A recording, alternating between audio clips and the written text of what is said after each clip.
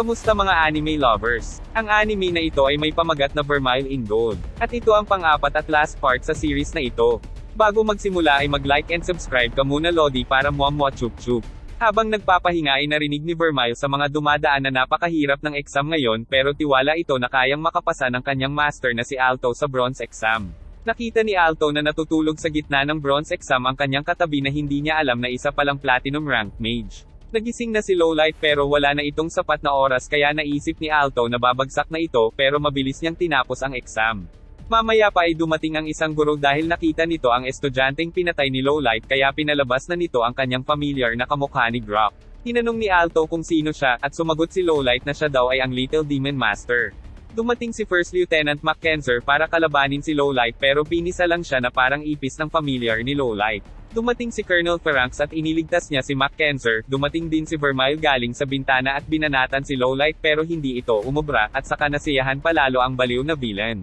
Nalaman ni Alto kay Colonel Feranx na si Lowlight ay ang pinakabatang na promote bilang Platinum Square Rank Mage. At ito din pala ang tinutukoy ni Cheryl na naka-perfect sa lahat ng mga exam.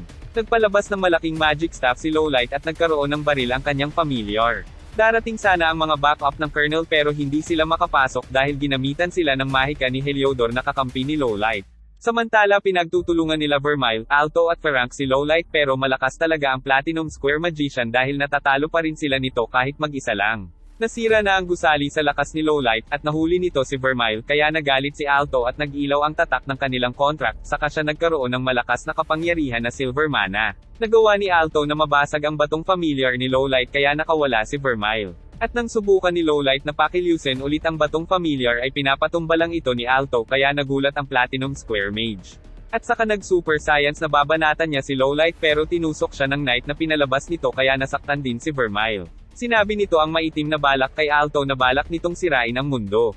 Kaya kakailanganin niya ang kapangyarihan ni Vermile at ng iba pang mga demon. Nasira ni Alto ang sandata ng knight kaya nakalapit siya kay Lowlight pero binalibag siya nito. Si Vermile naman ay nag-transform para tulungan si Alto pero nahuli ito ng mga kadena ni Lowlight at saka sinusian kaya nawala ng malay. Buhay pa si Alto at wala siyang balak sumuko saka nagbalak na siyang patayin ni Lowlight gamit ang knight.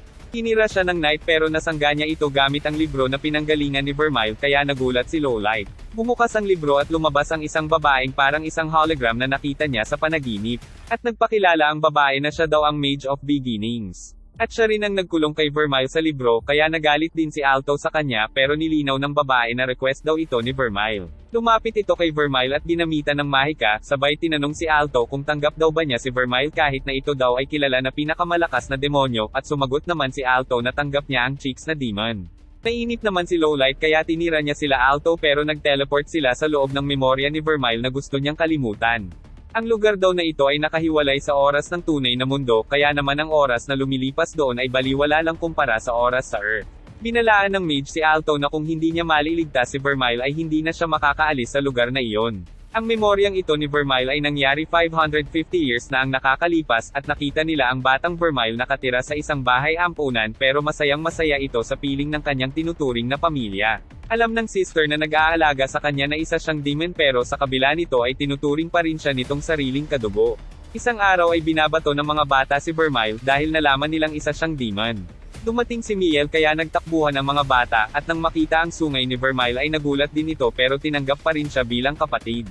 Nakarating ang balita sa mga tao kaya sinugod nila at pinagbabato ang simbahan na tinutuluyan nila Vermile. At mas lalo pa itong lumala nang may dumating na salot at namatay ang ilang mga bata kaya si Vermile ang kanilang sinisisi. Pinatakas ni Miel si Vermile para hindi siya makita ng mga tao at nagpaiwan naman ang dalaga para protektahan ang dalawang bata dahil hindi nila kayang tumakbo ng mabilis tulad ni Vermile. Lumabas na nga si Vermile para tumakas nang marinig nito ang galit na mga tao na balak saktan sila Miel at sister na naiwan sa loob ng simbahan kaya nagpasya siyang bumalik para protektahan ang mga ito. Pero inabutan niyang binigti na sila ng mga tao kaya halos mabaliw ito sa natuklasan at ang pangyayaring ito ang naging dahilan kung bakit siya nagalit ng husto at winasak ang buong syudad na kanilang tinitirhan. At dito na nga nagsimula ang pagiging malungkot at bayolente ni Vermile sa loob ng 200 taon bago siya maikulong sa libro ng Mage of Beginnings. Naawa si Alto sa umiiyak na batang Vermile kaya bumaba siya sa lupa para i-comfort ito, at naging matanda na ulit si Vermile saka sila nag-kiss kaya tuluyan nang nasira ang kapangyarihan ni Lowlight at naligtas niya si Vermile. Dahil sa nangyari ay mas lalong dinanahan sa laban si Lowlight kaya pinagsanib niya ang bato at Knight na naging isang puting kabayong naka-armor, at nag-charge ito ng malakas na kapangyarihan, habang sila Alto at Vermile ay gumamit ng Silver Mana.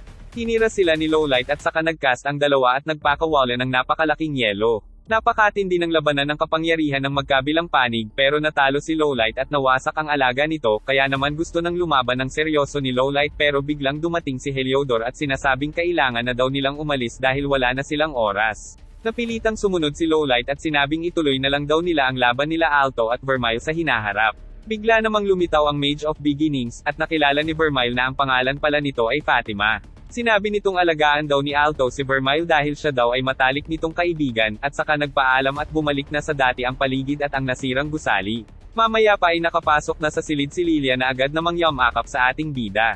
Kinabukasan ay sinasanay ni Jessica si Alto na gumamit ng espada pero marami pa siyang dapat matutunan. Ang sumunod naman na magsasanay sa kanya ay si Chris na halatang gigil at gustong upakan ang ating bida, at saka pinakain lang siya nito ng pechay at binalak na pakainin ng apoy. Pagkatapos ay nagpasalamat si Alto sa dalawa dahil sa pinagbigyan siyang magsanay kasama sila, dahil gusto ni Alto na mas lumakas pa para maprotektahan si Vermile, at saka kinilig si Jessica sa mga narinig. Kinagabihan ay nagkainan, nagpasahan na ng mana ang dalawa dahil kailangan nila ito para lumakas at mabuhay, at saka sinabi ni Vermile na lumalakas daw ang pagtibok ng kanyang puso kaya nag-alala si Alto at tinignan pero nakaharang ang bumper nito. Nagyakap ang dalawa buong gabi at nangakong poprotektahan nila ang isa't isa. Kinabukasan ay nagpunta sila ni Vermile sa Student Council para pag-aralan ang mga pangyayaring naganap, at porsigido ang mga ito na ipagtanggol ang mga estudyante, laban sa mga sino mang maglalakas loob na guluhin ang kapayapaan sa loob ng Ortigia School of Magic. Sinabi ni Elena na magiging mahirap ito dahil hindi nila alam kung sino-sino ang kanilang mga kalaban pero nakahanda gawin lahat ni Alto para sa minamahal na si Vermile. Nakapasa na nga sa bronze exam ang magkakaibigan, at napansin ni Lilia na wala doon si Alto kaya naisip nitong kinakaranking na naman siya ni Vermile na agad umalis para maghanap.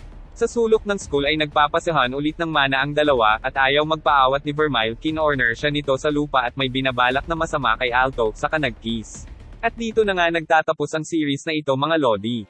Abangan nyo ang mga susunod pa nating mga video na katulad nitong anime na Vermile in Gold. Sana ay nagustuhan nyo at mag-like and subscribe na rin kayo. Paki-check na rin po ng ating mga playlist kung gusto nyong makita ang maayos na pagkasunod-sunod na part ng ating mga video. Yun lang po, muamwa chup chup